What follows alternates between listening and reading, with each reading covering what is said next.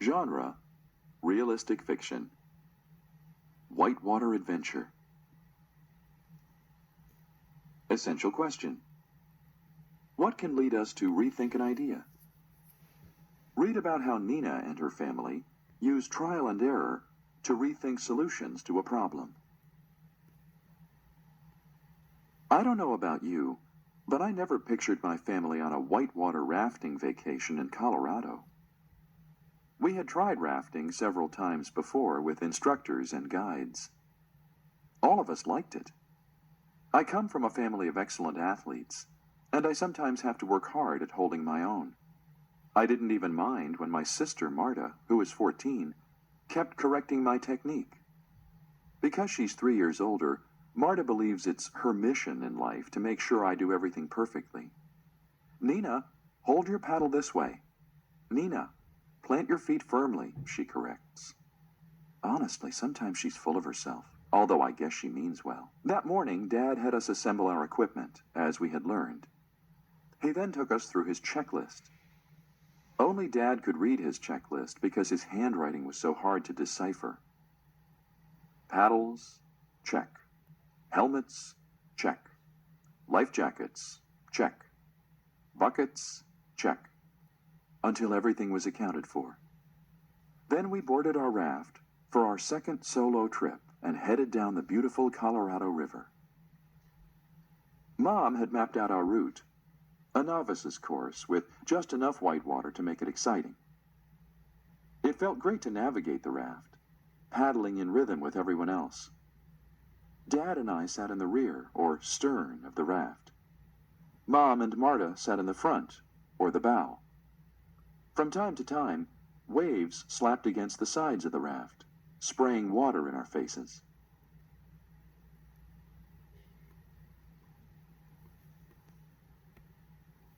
Suddenly, I was distracted by a bear coming out of the trees, but it turned around and began to retrace its steps.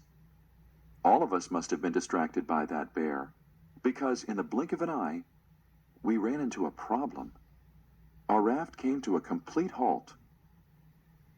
"What's wrong?" I asked, hoping I didn't sound nearly as anxious as I felt.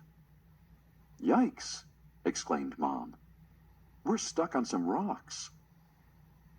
"Maybe a river guide will come by and give us a shove," suggested Marta. However, there wasn't a soul in sight. She tried shouting, "Hello, out there!" All we heard back was an echo. To make matters worse, storm clouds were gathering. The last thing we needed now was a rainstorm. "Don't worry, folks, I know what we can do," said Dad. "It's the front of the raft that's stuck, so let's all sit in the stern. Our weight will probably shift the raft off the rocks." Carefully, Mom and Marta moved to the rear. Nothing happened. "Let's try swaying from side to side," urged Mom, looking up at the darkening sky. So we swayed and swayed, but the raft didn't move an inch. Dad even tried jumping a couple of times, but that didn't work either. Now it started to drizzle, and although no one wanted to admit it, we were running out of options. "Wait!" I yelled. I thought back to our rafting lessons. "What if we tried to lift the side of the raft away from the rocks?" I asked hesitantly. "Quick, let's try it," said Mom. We went to the front of the raft and lifted the side away from the rocks. Then we heard a little popping noise. We held our breath. "Did we tear the raft?" cried Marta. "No, we broke the suction between the raft and the rocks," said Dad, as he pushed off the rocks with his paddle. "We did it!" yelled Marta. "I mean, you did it, Nina. That was truly brilliant." "Good thinking, Nina," cheered Mom and Dad.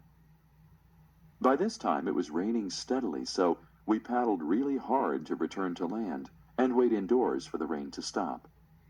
And how was I feeling? It's kind of hard to describe. I was on cloud 9. I felt like I could accomplish anything I wanted.